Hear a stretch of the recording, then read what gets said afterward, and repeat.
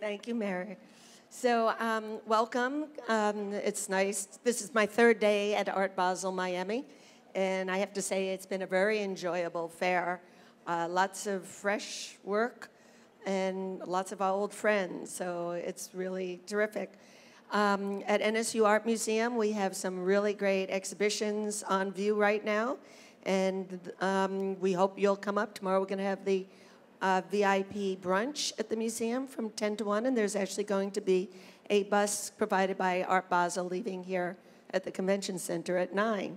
And that gives you a great opportunity to see Francesco Clemente's exhibition, and we also have Anselm Kiefer exhibition, a young up-and-coming artist from Malawi based in London, Samson Kabalu, and Belief and Doubt selections from the Francie Bishop Good and David Horvitz collection. So lots of reasons to come up, but most of all, the opportunity to see an exquisite group of work that was created by Francesco in 1998. They are a majestic suite of 9 paintings, and we're so fortunate to have them on view at the museum. So thank you, Francesco. Thank you.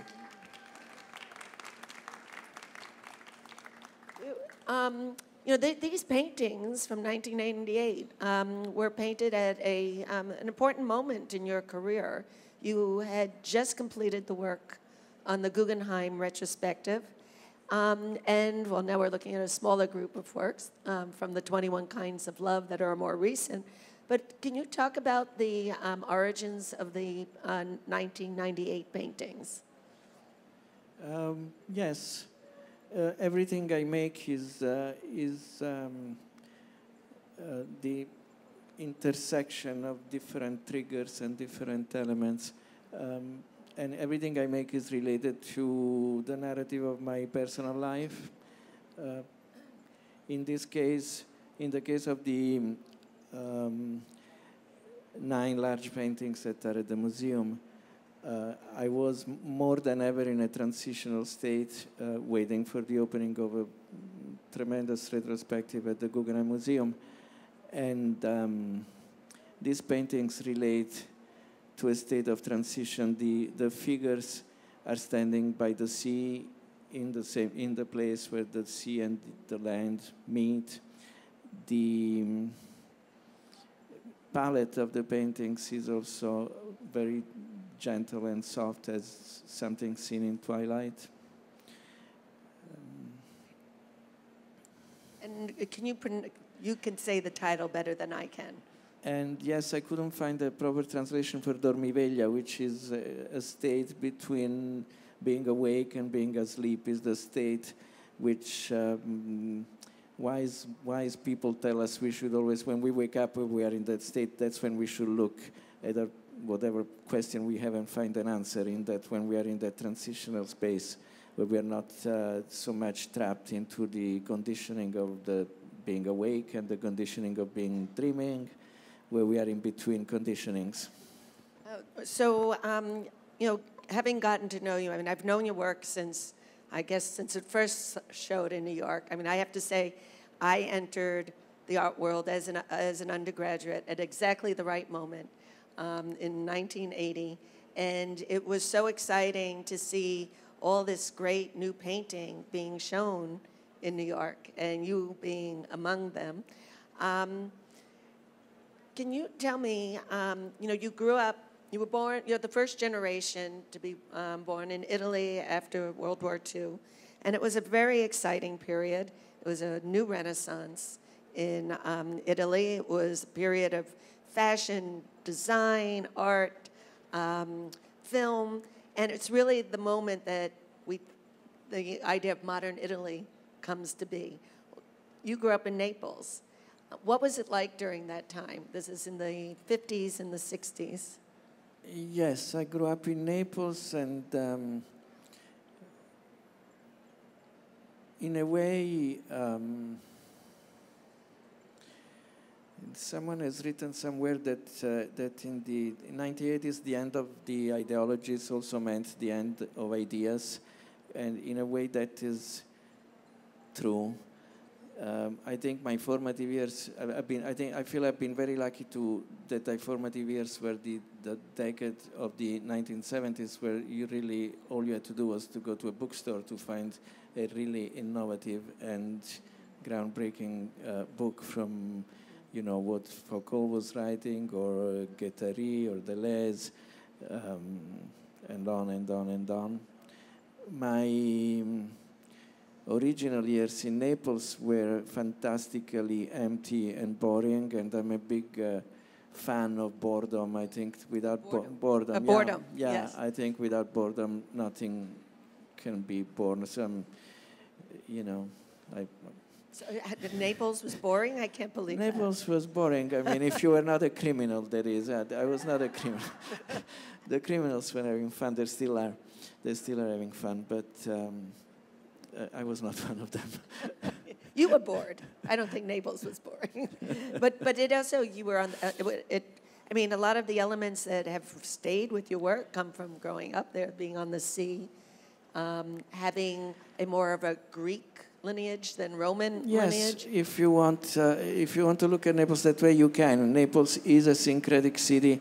Is the only city. These are the paintings. Is the only city. I don't know if it is the only city, but definitely among the oldest cities in the world is the one that still preserves the original Greek urban grid. And every church is built on top of a pagan temple. There is Naples is a pagan city, for sure. And I don't mind even today to be a pagan in the sense of someone who can read the signs of the world, someone who does not accept an authoritarian and univocal point of view. A lot of my views about the world really do have to do with where I come from that way. Yeah. Yeah, I mean, that's really important, and I think it is important to know where an artist comes from and when they entered into the world and into the art world. And it is interesting, after World War II, in order to, particularly, well, anywhere, internationally, to be an international artist meant being abstract. And yet you, simultaneously with a number of other artists of your generation, started working with the figure. Why did you feel compelled to work with the figure when the rest of the international art world at the time was abstract? Well, I think that is one of the paradoxes of the generation is that it's a generation that decided to look at the origins of one's place rather than trying to find, rather than join an international language. And the paradox was that by retreating into our own territory, we actually found an international audience. It's a really paradox. There is a number of paradoxes that led me out of my small original territory into a wider stage. I think another paradox was that really modernity had never really found a ground in Italy, and so I just came from a very skeptical, backwater, kind of pessimistic milieu, but this kind of skepticism toward modernism was misunderstood as a postmodern take, but I was just being light because that's the world I came from, was a world that made light of everything. I never thought of Italy being pessimistic or Italians pessimistic, but it's interesting that you defined it that way. But it is interesting that you said that you were drawing from what was around you and what was natural to you being in Italy, and particularly Naples, because one of the things about the post-war, and particularly European artists, was the idea of being avoiding that national, that identity in the work, because obviously the generation and 2 generations before is what led to so many problems, was the idea of the national. And that, I think, was part of why when you and the other European artists like Kiefer was using figure, there was that concern, is this the return of nationalism? I think it's a fortunate contingency that you are having this large exhibition by Kiefer at the same time as the exhibition no of accident. some of my works. and because in a way, you know, if Kiefer is a painter of history, some other artists, as in my case, I'm a painter of history by default, in the sense that I escaped from history. I thought that history was leading Europe and the capitalist world into a dead end, and I decided to evade history and embrace geography, and I began this nomadic life. I moved to India. I went to live in India. I escaped all of the conflicts that were happening in Italy through the 70s. And so I found a different recipe, but in a way I was looking at the same problem of the bankruptcy of European ideas after what had happened during the war. You know, a new beginning or a way to confront this, what had happened, yeah. Well, you know, one of my favorite paintings of yours, and someone else just said it was her favorite painting. It's early work, one of the first paintings you made in New York, of Perseverance.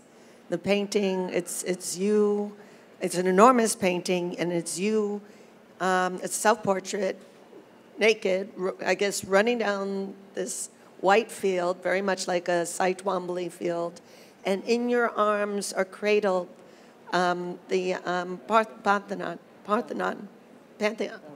Pantheon, I always mix them up, the Pantheon, and the title, Perseverance. I mean, did you feel that you were somehow responsible for keeping that history, that culture alive?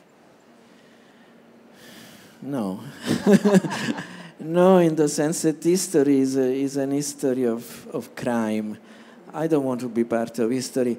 I just want to feel tenderness toward history, and I want to feel tenderness toward the relics of history, toward the victims of history. God forbid I don't want to be part of history. I mean, look at what goes on in the world.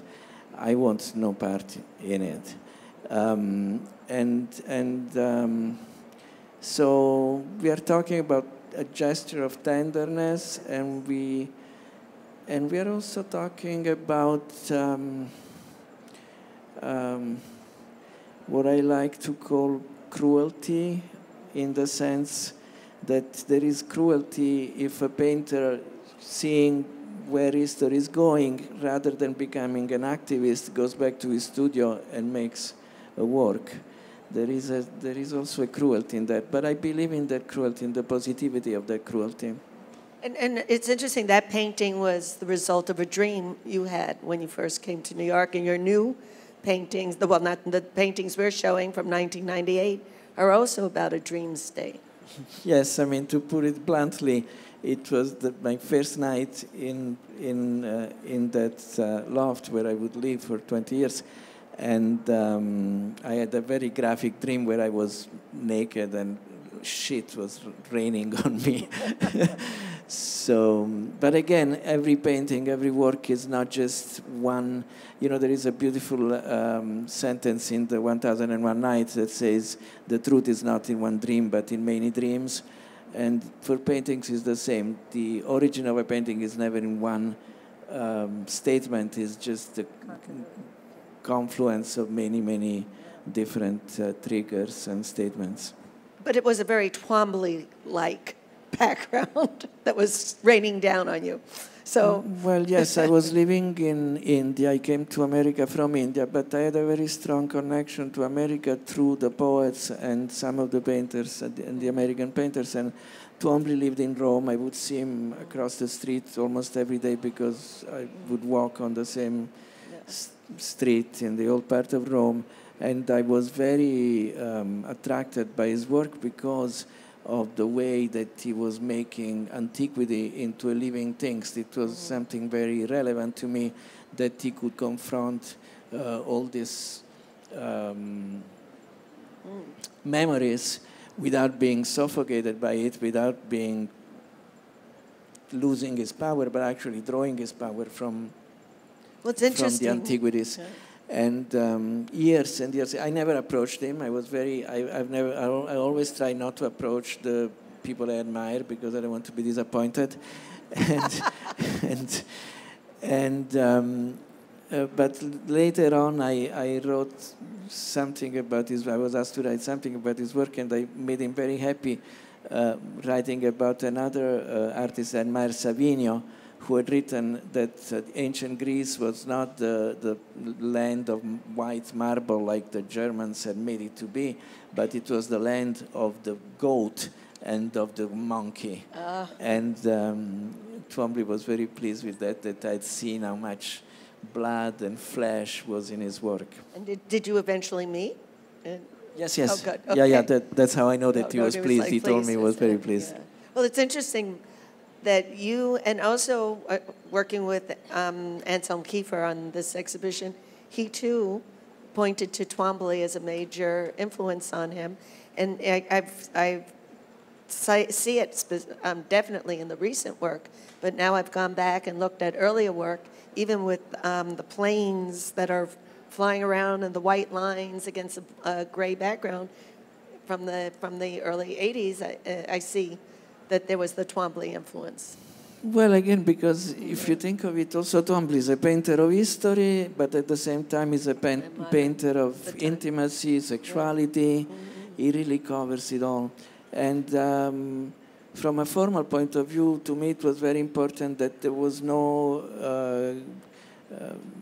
hierarchical value. Drawing was as important as painting. Painting was becoming a drawing. Drawing was becoming a painting. As you know, I'm very fond of working on paper, and I've always been very fond of any attitude that breaks the order of things. It's also convenient for me because I have zero academic training, so I have to make everything up as it comes. So it's good to break boundaries that way.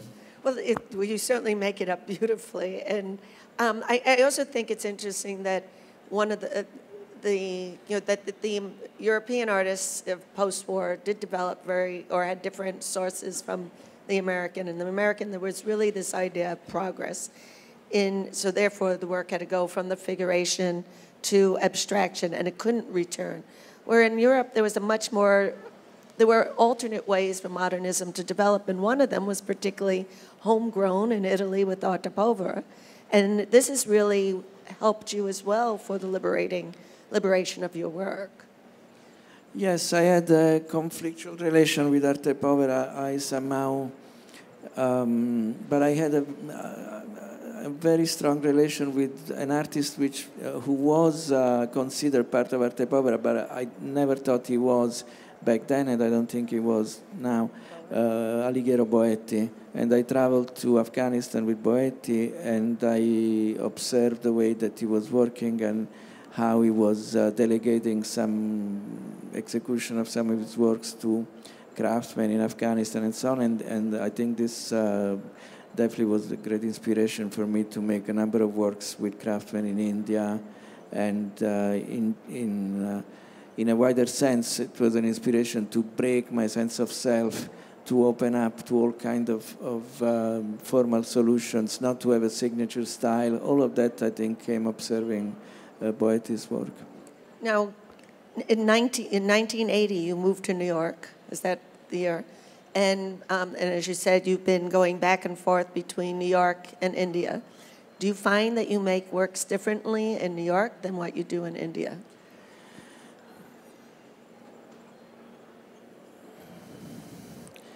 Yes, New York is very important. You know that the strength of New York and the strength of America is really the passion for storytelling. You know, there is a narrative in America that no other place, no other country has that.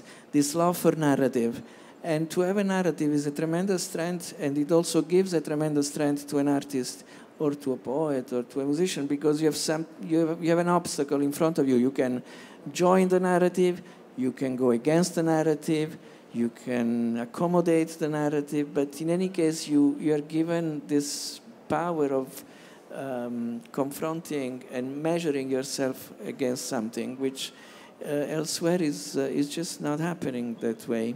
So these two elements, India and America, are equally important for me. In India, I have an affinity with the fundamental view of the world, and so for me it's a great comfort every time I'm working there, because everything is easier for me.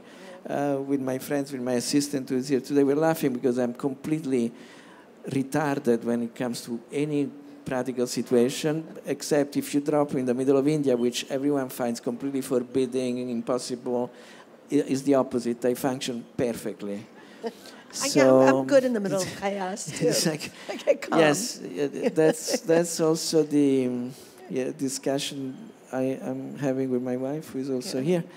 How, because she really hates some of the places I go to in India, particularly Benares. And one day she just asked me, "How can you like a place like that? It's so shocking and chaotic." That Benares is the city on the Ganges where people go to die, so everything happens in the middle of this funeral party. And I just said, when there is chaos outside, I can, in relation to the chaos, I feel very calm. If there is calm outside, I can hear the chaos in my mind. That is much more frightening than the chaos outside. Well, you know what I did notice. I mean, I've known you, as I said, your work since 1980, and we've been, we see each other at events, and we acknowledge each other. But the pleasure for me in working with you on this exhibition was really to get to know you and understand, how you think and feel, and I think you are one of the few artists I know that is really in touch with your inner being, and you're able to release that into your work. How do you do that? I mean, other than going to India and being in the middle of chaos, how you're able to reach in, and then you're able to really tell us, like, there's the suite of watercolors and collages, the 21 kinds of love, and you and Alba have been together 40 years, and clearly, when you talk about her, there's so much love in your expression and your heart, and it comes through in that series of watercolors. And then there are the other ones where you see a darkness, and you sort of sinking in, and there's a cloud above the head. I feel when I see your work. How do you do that?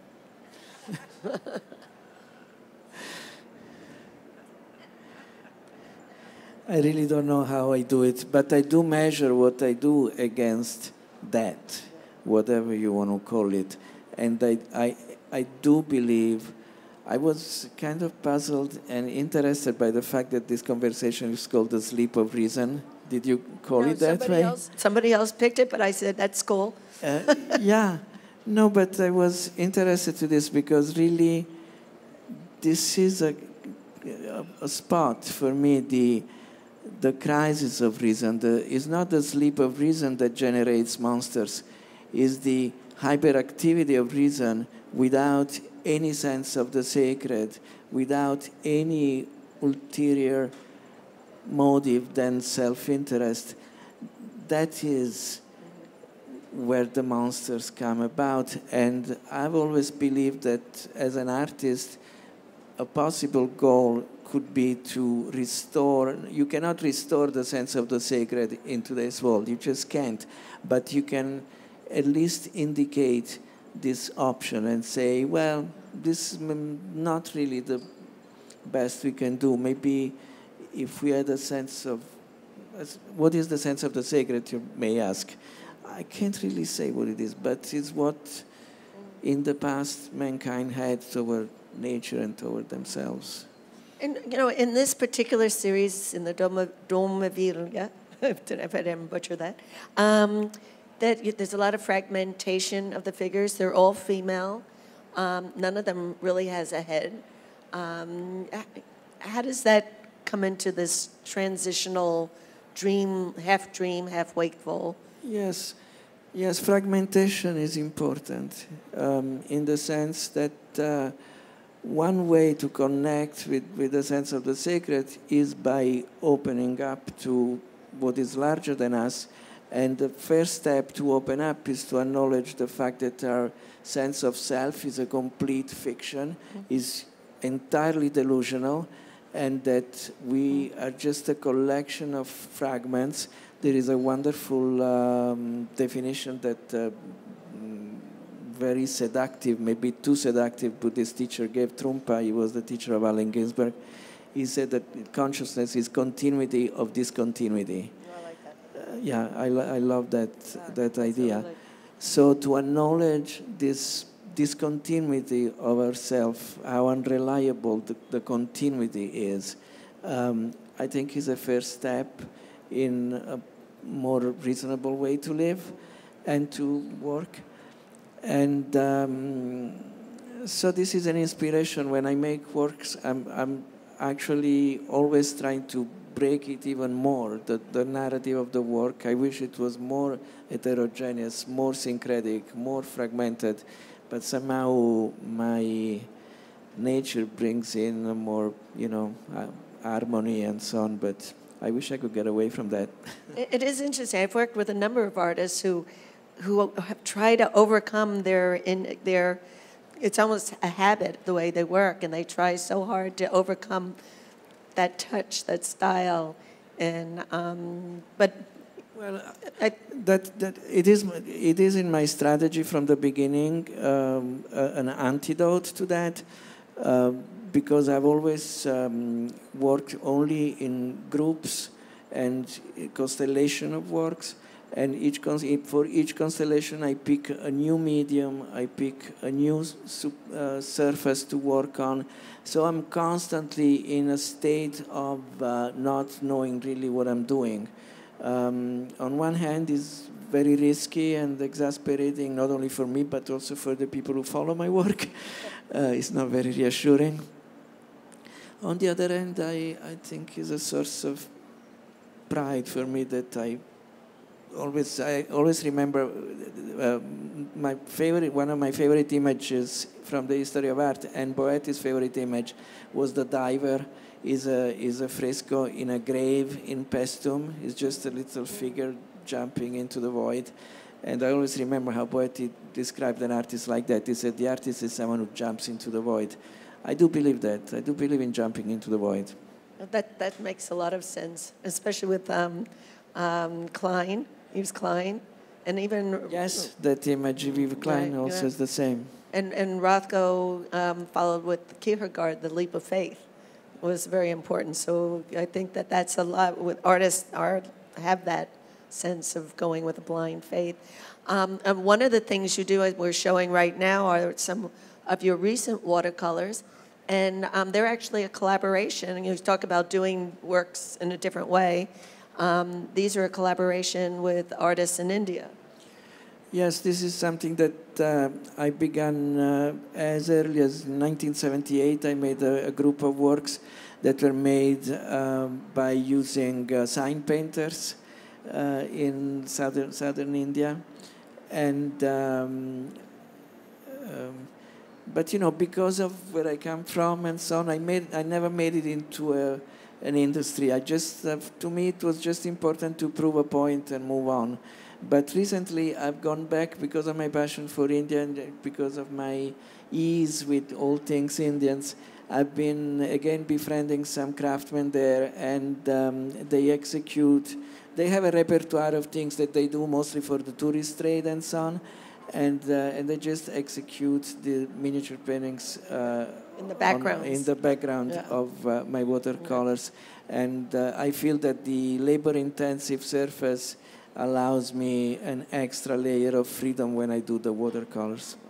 Now, we talked about the fact that your exhibition and Kiefer's exhibition are up at the same time, and I said that's not an accident.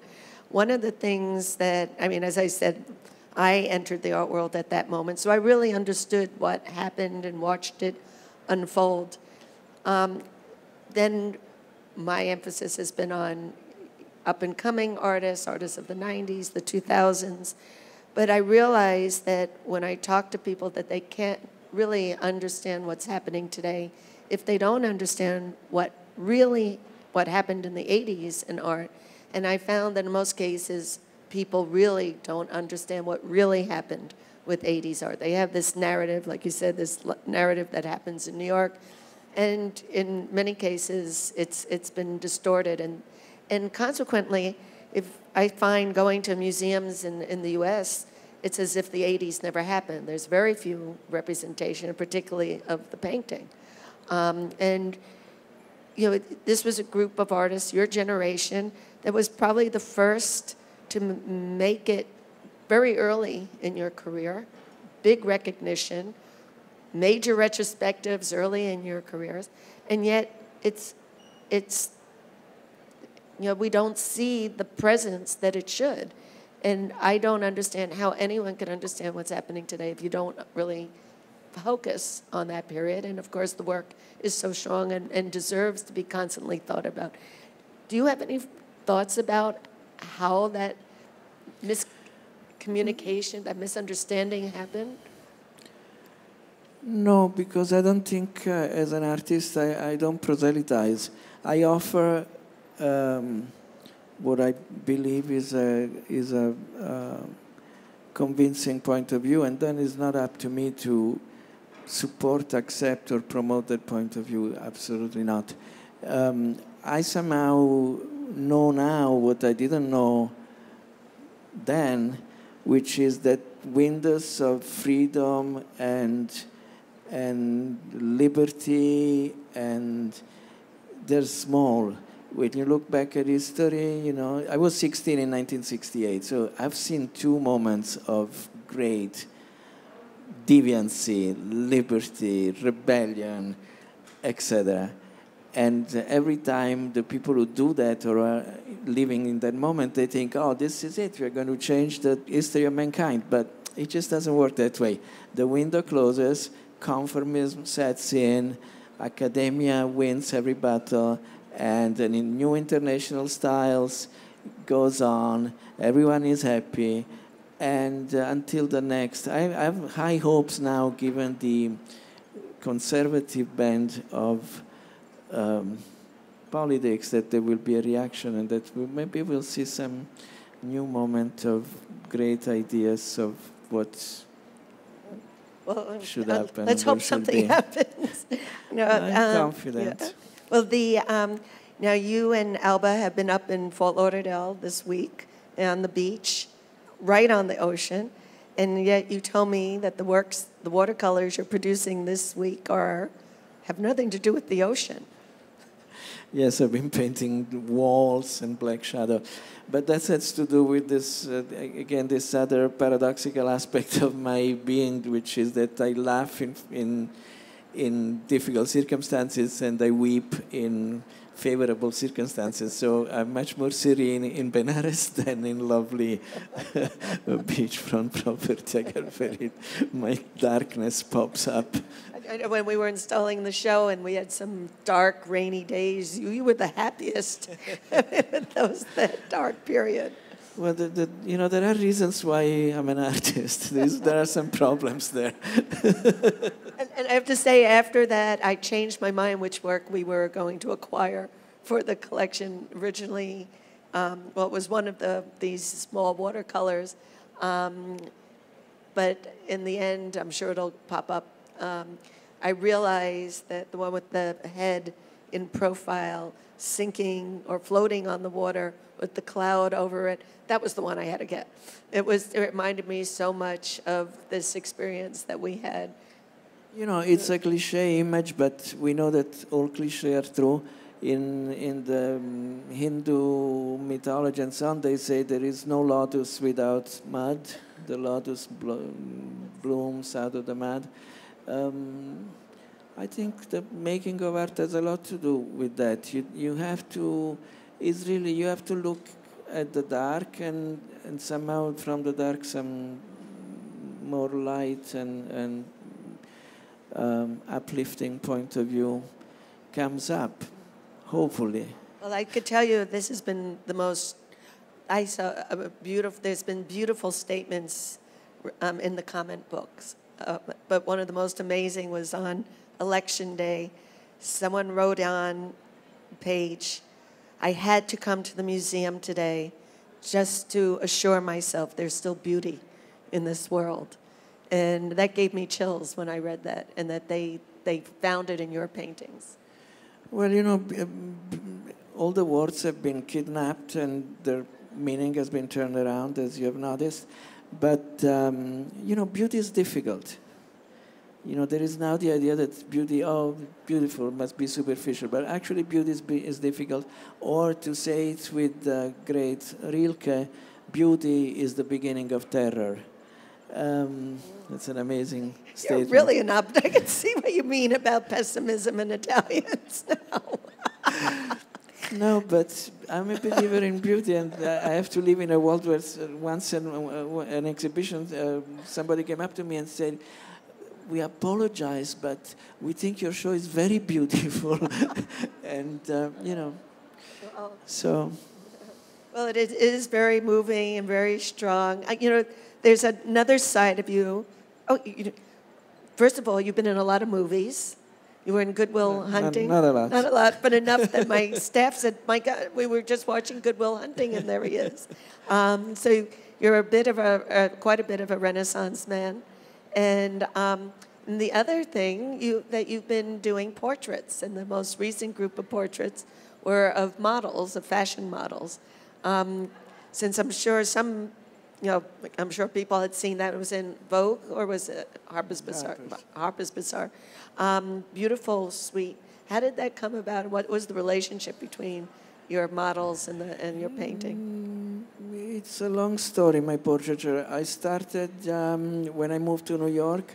I began to make watercolor portraits of all the people who were downtown poets. I'm very passionate about poetry and literature, so for me to, after all these years of exile in India and so on, in solitude, to have access to my favorite poets, to Allen Ginsberg, Gregory Corso, Robert Creeley, etc., was beyond a dream. And so I started to make portraits of all of those people. And then years later, in '97, I made a portrait of my wife, Alba, a large painted portrait. And at that time, Warhol, I think, had died. And again, living in New York, I thought, now all these great people who pass through New York, that there is no one to record their passage and so on. And so I made a point in inventing a very specific format, 2 formats, and I do all the portraits within that format. I make each portrait from life in one sitting. It's not a Warhol Polaroid, but it's very efficient and quick and feasible. And and I never thought anyone would have any interest in any of this, but evidently some interest happened. Well, there's so many facets of you, and I'm glad that our exhibition does show from the large scale of the paintings from '98 to the very small scale of the 21 Kinds of Love, which happen to be a lot less erotic than some of the works that you've done. Well, because the real taboo is not sex. The real taboo is love. Yeah. That's the taboo. Yeah. That's what is not allowed. Yeah. But but they're beautiful and they draw you in. I know that there's a lot of people that have questions in the audience, so I think this is a good time to open it up. Do we have some questions?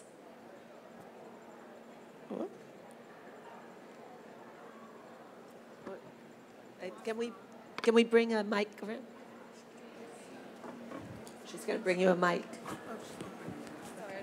That's all right. I noticed in New York, I've been to your shows in New York, and that you have a certain way of looking at people that I've found in other artists as well, like Jean-Michel Basquiat, which is, I don't know, it's some kind of like X-ray vision or something, but it's kind of the way that you look at either people or objects that seem to be different. Are you aware of that? You seem to look at things differently than other people, but I think that's what an artist's prerogative is. No, but it's almost like you go into their soul. You have. It's She like was a- saying that you have X-ray vision when you. Not X-ray only I vision. believe you have a soul, I believe the table has a soul. Imagine that. Well, I you do get collect to the shares. essence when you work, and that's and the thing is that X-ray vision that you have is why we're able to connect emotionally with your work. I think that's what you were getting at.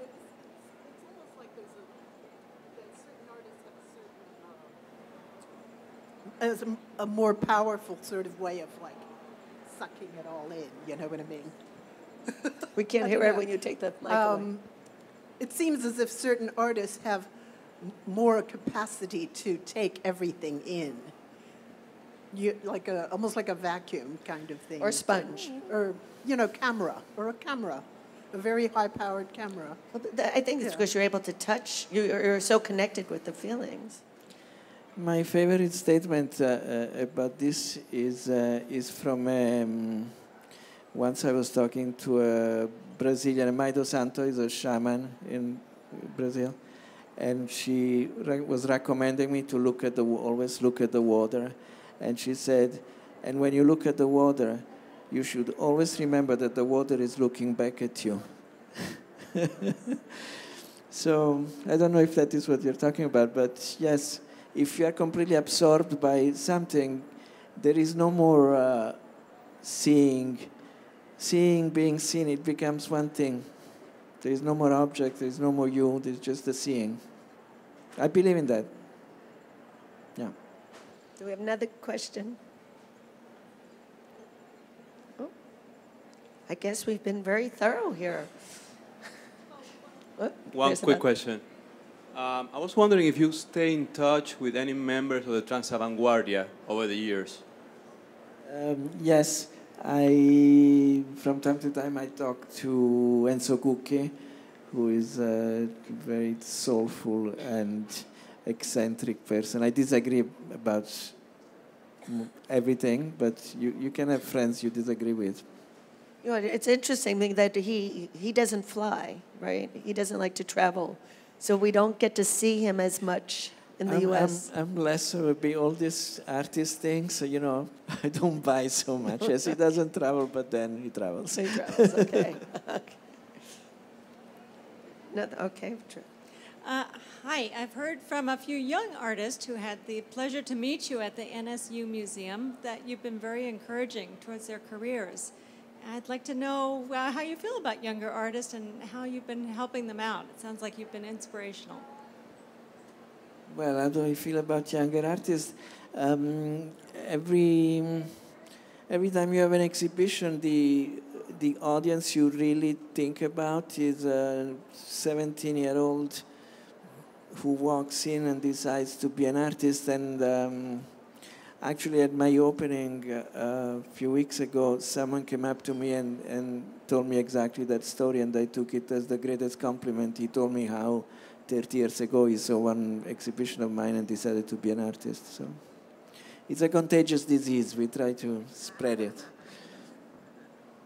Well, I know at our opening we had, I think, about 6 15-year-olds, and they were so excited.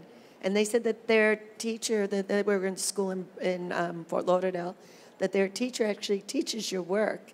And I invited them to come and meet you, and they all took pictures in order to show their teacher that they met you. So that was a big moment, and he really made a big impact on them. And you were so kind to spend so much time with them. You are kind. Was there another question? Okay. Well, Francesco, I think the best thing is for people to come and see these wonderful paintings. Yes. And thank you so much for letting us share that and to share this today. Thank you, Bunny. Thank you very much. Thank you all. Thank you.